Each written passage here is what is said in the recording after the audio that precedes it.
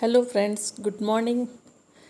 సాధారణంగా కాకరకాయ అంటే చాలామందికి ఇష్టం ఉండదు, ఎందుకంటే దాని చేదు రుచి. కానీ ఈరోజు నేను కాకరకాయతో చాలా సింపుల్గా టేస్టీగా వేపుడు చేస్తున్నాను. ఇలా చేస్తే మీ కాకరకాయ నచ్చుతుంది. కాకరకాయ వేపుడు కోసం నేను అరకిలో కాకరకాయలు తీసుకున్నాను. వీటిని చిన్న చిన్న ముక్కలుగా కట్ చేసుకున్నాను. ఇందులో 1 టేబుల్ స్పూన్ ఉప్పు వేసి బాగా కలిపి 1 గంట పాటు పక్కన పెట్టాలి. ఒక అరగంట తర్వాత కాకరకాయ ముక్కల నుంచి వచ్చి నీటిని బాగా పిండేసి ముక్కలను పక్కకు పెట్టుకోవాలి. ఇప్పుడు ఈ వేపుడుకు కావాల్సిన మసాలా తయారు చేసుకుందాం. నేను 1 టేబుల్ స్పూన్ ధనియాలు, టీ స్పూన్ శనగపప్పు, 1 టీ స్పూన్ మినప్పప్పు, 1 టీ స్పూన్ నువ్వులు, కొద్దిగా జీలకర్ర తీసుకున్నాను.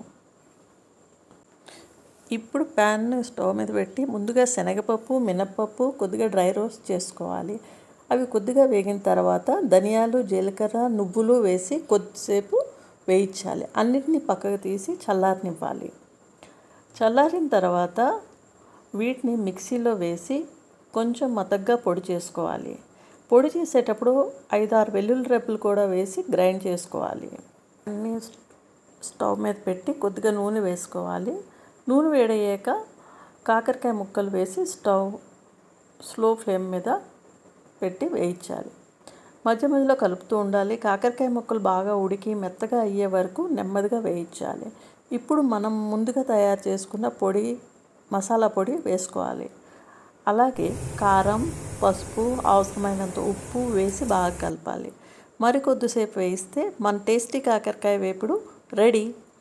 వేడివేడి అన్నంలో ఈ కాకరకాయ వేపుడు కలుపుకొని తింటే చాలా రుచిగా ఉంటుంది. చేదుగా ఉంటుందని కాకరకాయని దూరం పెట్టకండి.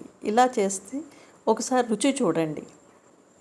ఈ రెసిపీ మీకు నచ్చినట్టయితే లైక్ చేయండి, షేర్ చేయండి. నా ఛానల్ని సబ్స్క్రైబ్ చేయటం మర్చిపోవద్దు.